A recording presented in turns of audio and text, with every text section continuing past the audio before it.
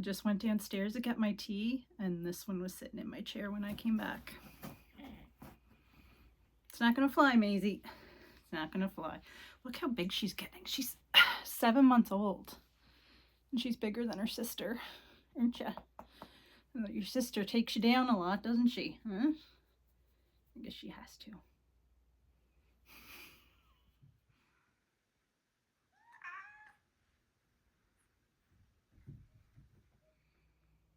Hello and welcome to the Stash Down Diaries.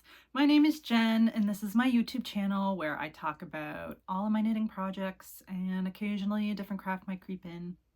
Who knows, but it's mostly knitting with a focus on stashing down. So knitting projects from yarn that I already have, although if you're new here, it's a stash down, not a no-buy. So it's basically yarn out has to be more than yarn in. And I have previous videos. Piper's on the futon and she just grunted. What? What are you grunting about? Geez, you'd think she had the hardest life ever. So yeah, previous videos, if they're like the first one of the month, I'll talk about how much I knit versus like how much went out of stash versus how much went in for that month. And I'm doing very well. I'm almost at 4,000 grams out, so I am going by grams. So that's the gist of my channel. So welcome, if I didn't already say that.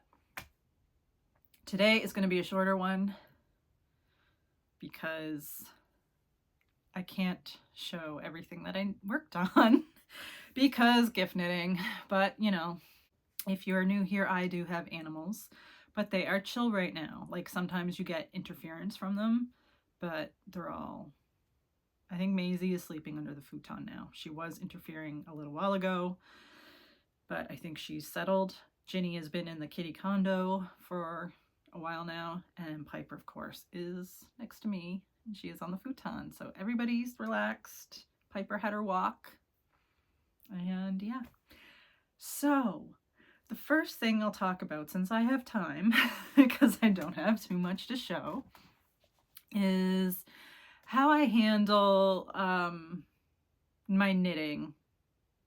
It's very important to me that my knitting remains an enjoyable craft and that I don't put too much pressure on myself to have gifts all knitted for Christmas. There have been situations in the past when I was a newer knitter where I'd have to gift somebody something that was still on the needles. So whatever. And I don't want to do that anymore. I don't want to put pressure on myself. I don't want my knitting to feel like work. So I made 2 executive decisions this month with regards to my knitting. One of them involves the Ho-He Fall Knit Along. And I finished the first project that I had planned to knit for that, which was the Suburban Wrap, and it's in previous videos. But I decided that I am not going to knit the second project, which is the Venezia shawl. It is still a ball of yarn hanging in my Beauty and the Beast project bag. It may end up being a Christmas Eve cast on instead. It is going to get cast on soon after my Christmas gifts are knit, but not today. So yeah, so possibly Christmas Eve cast on. Do you do a Christmas Eve cast on? Do you have your project picked out? If you do, let me know what it is below. I don't know whether I'm going to do this or I'm going to go to Tracy's Rolling Yarn Shop and get some self-striping timber yarn and make myself another muscle burrow out of it. So that might be a Christmas Eve cast on. But is there anything that says I can't have 2 Christmas Eve cast-ons? Or can I have a Christmas Eve and Christmas Day cast-on and a Boxing Day cast-on? I can do that because I make the rules, you know? Piper's groaning again. Worst life ever, that dog. So yeah, I make the rules. I can cast on whenever, so I might do that. But it's nice to have like holiday cast-ons, even though I have not touched last year's Christmas Eve cast-on. Maybe That should be the first thing I bring back out after I finish knitting the gifts. But I've been watching Anne of the 3 a.m. Knitter. Super enjoyable. Highly recommend. It's been really nice to watch somebody who is in the same province as me and is talking about places and things that I'm familiar with. But she does Whip Mountain, she calls it. I call mine Area 51 because it's full of unfinished objects or UFOs. So it's Area 51. I think I got that from the Knitmore Girls many years ago. I think Jasmine said it. But yeah, so it's been really inspiring to watch her do her Whip Mountain. I had started at the beginning of the year tackling my older whips, and I was doing really well, and then it kind of dropped off a little bit because I was working on projects from my yarn crawl, my 40th birthday, yarn crawl yarn, and like knitting gifts because I have some gifts already done. So that was very industrious of me. So, but I'd like to get back into my older whips, including my Christmas Eve cast on from last year. So yeah. So that was my first executive decision. No Venezia shawl. That was my first. Did I say second or first? That was first. My second executive decision that I made on my knitting is that I will not be knitting my mother a November vest for Christmas. I am still knitting her a November vest, but it will be for nothing, like just for no particular occasion. And not only, the reasoning is not only that it will take pressure off of me for Christmas knitting, it also ensures that she can see the pattern and the yarn prior to knitting it. So I can confirm that something that she wants. It is a nice vest. I really enjoy it. I already paid for the pattern, so if she doesn't want one, I will knit one for myself for sure. It's in my Bags by Awesome Granny because I had the yarn. If you watched my fall knitting plans, everything was put together. I will show that to her and make sure that that's a color she likes, and I will just knit it with no particular deadline, and then she can try it on as I go, and that'll just make things so much better for everyone involved. Anyway, so those were my two executive decisions. No Venezia shawl, no November vest before Christmas. Well, they're both going to get knit, just not before Christmas. So, what was the next thing I was going to talk about? Oh yes, I'm starting to get into the festive spirit, and let's see, here it is. I wanted to show you this little guy. Why am I showing you this? Because it is a sheep that is knitting, and it is a Christmas decoration for your tree. And I'm showing it to you because even though I purchased it last year or the year before, it is once again at Canadian Tire. So if you would like to purchase one of these adorable knitting sheep for yourself, look, she's wearing a sweater. Look at her little tail. They are at Canadian Tire. So yeah, bigger knitters, little sheep. I don't know what I'm going to do with my Christmas tree situation this year because kittens. Ginny has already attacked my Christmas tree.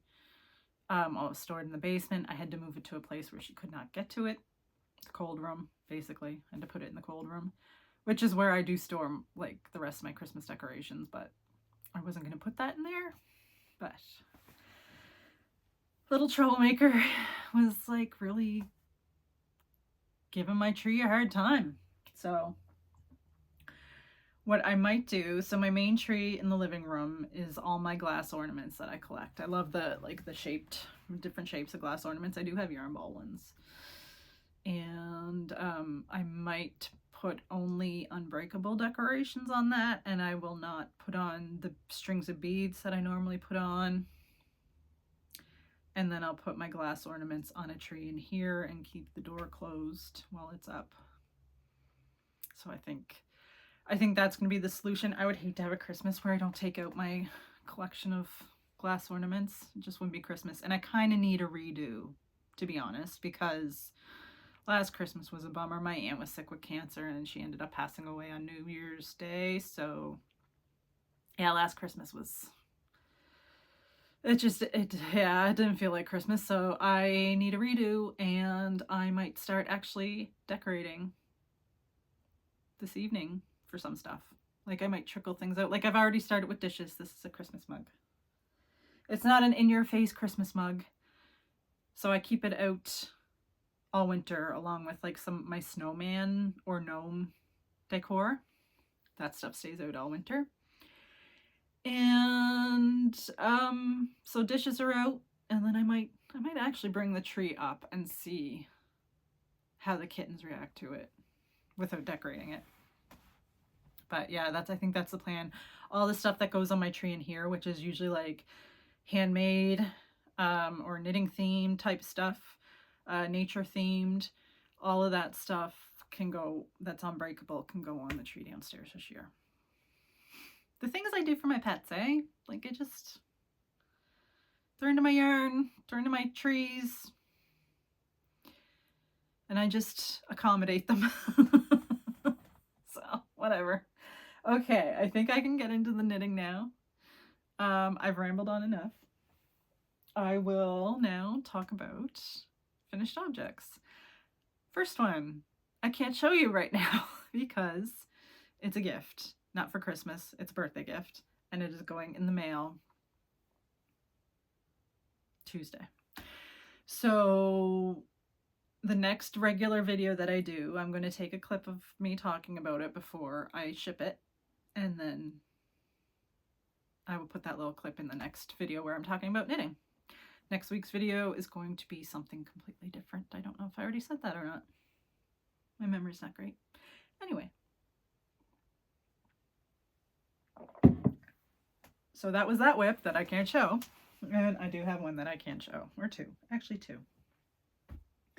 So you have seen these in a previous video.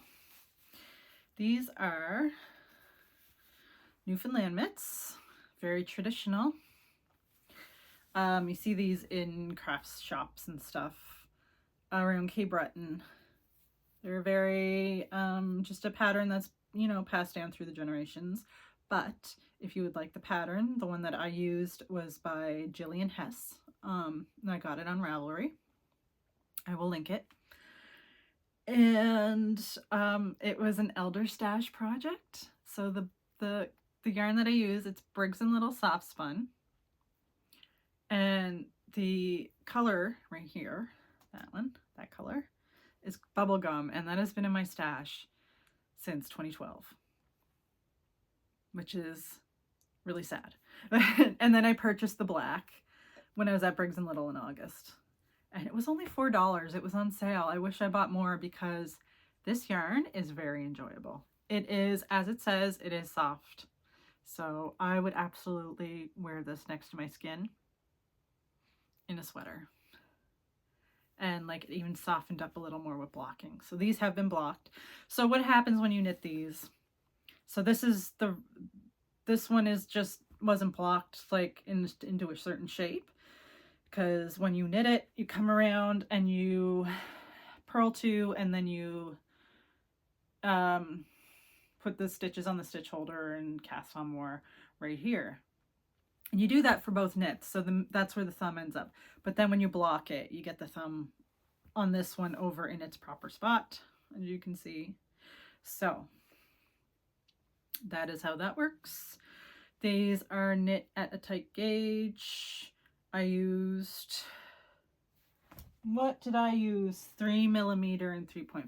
So this section here is 3mm, and the body of the mitt is 3.5mm. So that is that pair. Those are blocked and everything.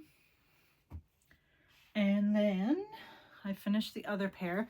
These aren't blocked yet. That's why you still see the yarn hanging. So what I do is I weave in the ends. And the ends are woven in on these. So I'm declaring them done. The ends are woven in, and then I soak them and block them, and then I trim the ends off. just in case, like when blocking, like the yarn gets pulled on inside or a little bit. So, and as you can see, like the thumbs are in the same spot right now. But when I block them, I will shift the thumb so that it's like more over here, like that. So, because it worked out with the other mitten. So these are made out of Briggs & Little Heritage, which is the gray, and I think it's either medium gray or dark gray. Not sure, I can't remember the colorway. And then the flamingo is also Elder Stash. I think it's from 2013 maybe. I think I got it a little after. But I am just like, this yarn has been in my stash forever and it's enjoyable. Like, it is so enjoyable. I would knit with this.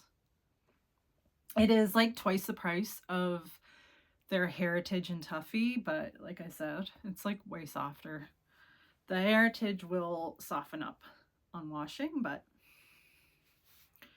it's not going to be as soft as the soft spun. So next time I'm at Briggs & Little, I'm going to see, I think they have solids in it. The only thing I've seen around here, down at the co-op it's sold, is the painted, so the variegated one. So yeah, really happy with those. I think those two pairs, I am going to sell. I'm going to sell these ones, but I am going to knit myself another pair in the black and the bubblegum. I usually knit myself a pair of mitts every winter. Actually, I should bring them out and freshen them up for the new year. This is all going into the Elder Stash basket because I'm going to knit 2 more pairs, but not before Christmas because I have to finish the gifts.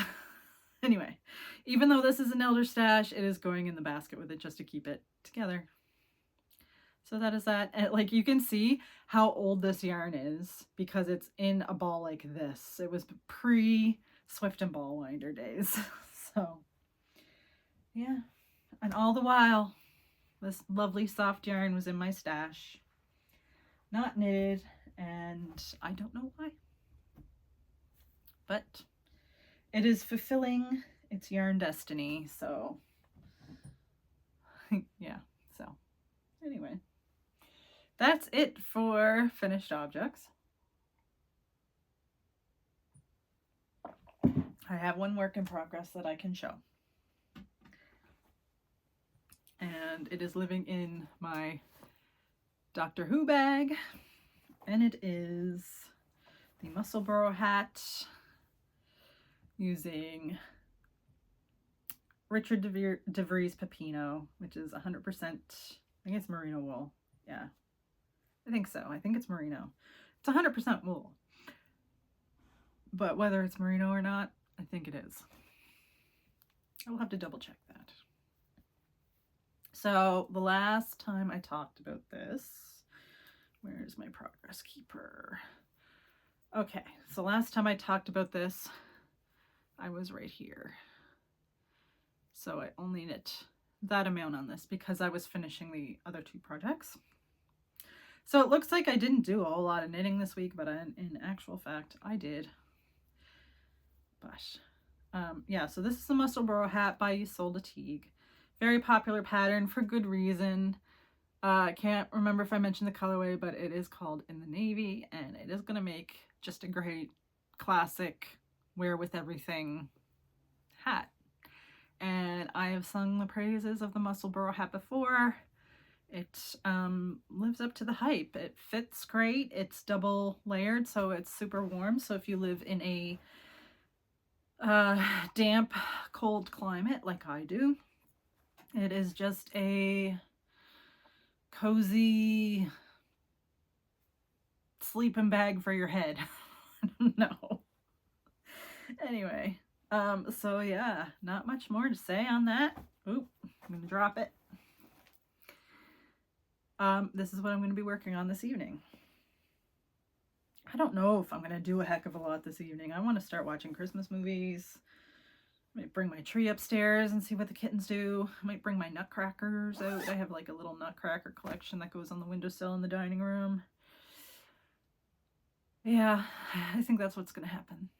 And then I will sit up here and listen to a podcast while I work on this. I do have an outro video today. I decided when I was going after Piper's Walk.